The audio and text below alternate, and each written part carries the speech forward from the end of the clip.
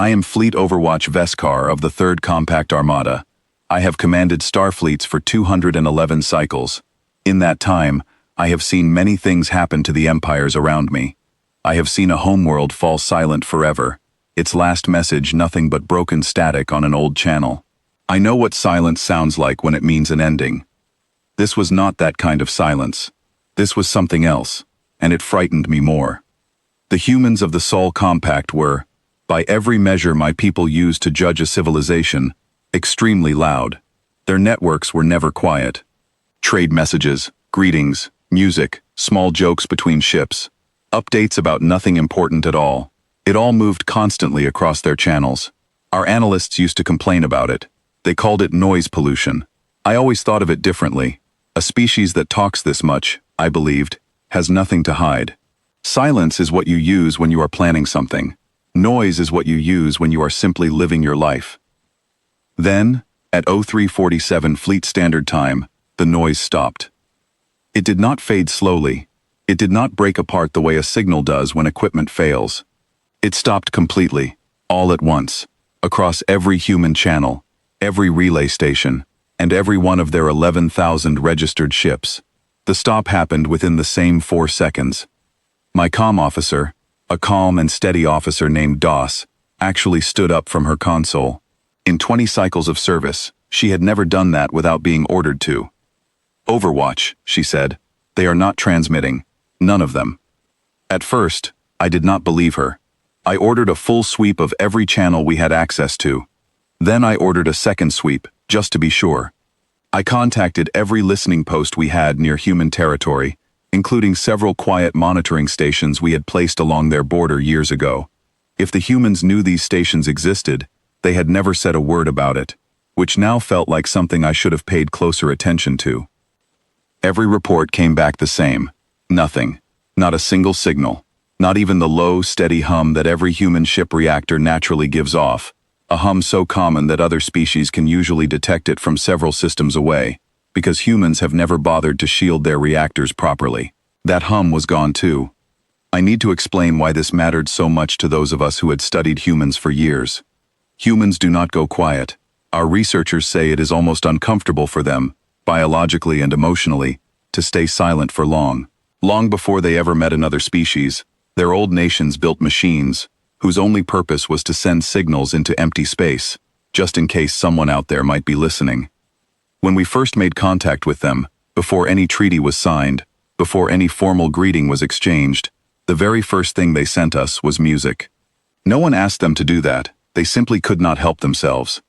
So when an entire human fleet went silent at once, it did not feel like quiet. It felt like something holding its breath. I called an emergency council meeting within the hour. Grand Marshal Ethun of the Kalic Remnant appeared on the display first. His mandibles moved in the quick, uneven way that meant he had not slept. "Overwatch Veskar," he said. "Confirm this. Is this a failure on our side?" "Confirmed, it is not," I answered. 3 separate networks report the same result. Every human channel across their entire territory has gone dark, all within the same short window of time. What about their border fleets? Silent as well. Our passive scans show no drive activity beyond normal station keeping. They are simply sitting still. Ambassador Rain of the Threll Convergence spoke next. Her voice had the careful tone of someone doing difficult math in her head and not liking the answer. 4 seconds, she said. You said all of them stopped within 4 seconds. That is not a broken machine. That is not an illness spreading through their systems. That is a command. Someone gave an order, and everyone obeyed it at the exact same moment. She was right, and it was the very thought I had been avoiding for the past hour. 11,000 ships, many different human nations, all with their own governments, their own arguments, their own disagreements about almost everything. From what we understood of them, getting all these nations to agree on something as simple as where to eat lunch together would take weeks of discussion. Getting every single one of their ships to fall silent in the same 4 seconds meant that something had given an order so serious. Every human vessel obeyed it instantly, without question, and without any need to argue about it first. Over the years, I had studied one particular idea in human military history that matched this exact behavior.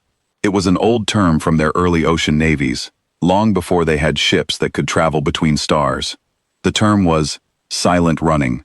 It meant one simple thing: stop making noise, because someone dangerous might be listening.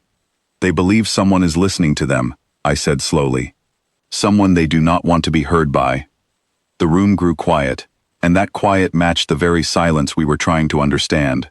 Grand Marshal Ithun's mandibles stopped moving completely. There is nothing past their border but the Threll expanse and the dead zone, he said. If something had entered that space, our own sensors would have picked it up. We detected nothing, I said. That is exactly what worries me. Humans do not go silent over threats they can measure and explain. They talk about those threats loudly, to everyone, including us. More than once, they warned us about danger inside our own territory before our sensors had even noticed it. They only go quiet about the kind of danger they cannot yet describe, the kind they do not understand yet either. Ambassador Rain leaned forward. So what should we do? As a fleet commander, my training told me the correct answer. A rival power sitting silent and unmoving, its ships frozen in place, was exactly the kind of moment a smart commander should use. Every lesson from 2 centuries of military doctrine told me the same thing. Act now, while they cannot respond. I did not give that order. I want that clearly remembered, no matter what happens next. I did not give that order, because I had spent many quiet hours over the years studying human history, the way someone studies an old puzzle that never fully makes sense. And I knew what it meant when this particular species went silent like this. It had happened only twice before in their recorded past, and both times, it happened just before something changed the way their entire world worked. Both times, the silence eventually broke into something their neighbors could not afford to ignore. We hold our position, I told the council. We open a channel using the oldest, weakest frequency we have on record for them, the very first one they ever used to contact us. Then we wait, and we see if they choose to answer it. It took 6 long hours.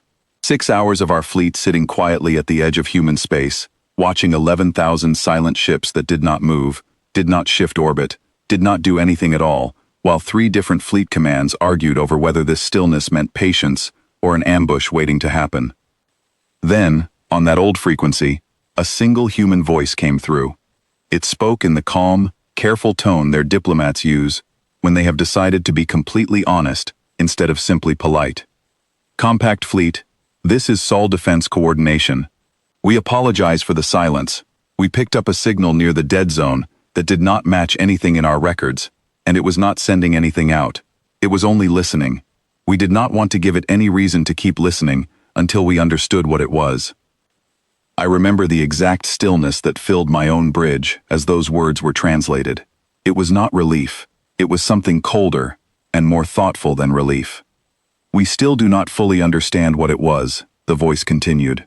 But it appears to be gone now. We are sorry for the scare this caused. We are sending you our sensor logs, in case you would like to look at them yourselves. A moment later, Grand Marshal Ithun's voice came through on a private channel, meant only for me. Overwatch, he said. They stayed completely silent for 6 hours because of a signal they could not even identify. Yes, I answered. And the very first thing they did, the moment the danger had passed, was warn the rest of us. Yes, I said again. There was a long pause after that. It was the kind of pause filled with quiet thinking, the kind that comes when a species realizes just how much it still does not understand about its neighbors. I do not know whether I should feel grateful, Ithun said finally, or worried that something out there is patient enough to make even the humans stop talking. I did not have a good answer for him that day, and honestly, I still do not have one now.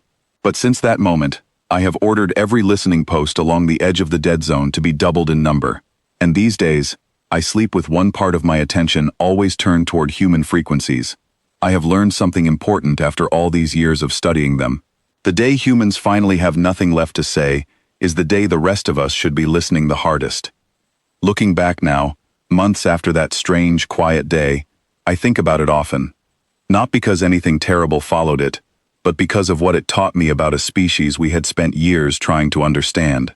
We had studied their history, their languages, their strange habit of sending music to strangers before saying hello. We thought we knew what kind of neighbors they were: loud, friendly, sometimes careless with how much they shared. But that day showed me something deeper. Beneath all that noise, humans carry a kind of discipline that only appears in moments of real uncertainty. They do not perform caution for show. When something genuinely worries them, every voice falls silent together, without argument, without delay, and without needing to be told twice. It also taught me something about trust. In that silence, we had two paths in front of us. We could have used the moment to gain an advantage, the way old doctrine encouraged. Or we could wait, watch, and give them the space to explain themselves once the danger had passed. I chose to wait, not because I was certain it was the right decision, but because 10 years of watching this species had shown me a pattern worth respecting. When humans finally speak again after a long silence, they almost always speak the truth, even when the truth makes them look uncertain or afraid. That choice mattered more than I expected. In the cycles since then, our two fleets have shared more information than ever before. The humans, true to their nature, did not hide what had happened.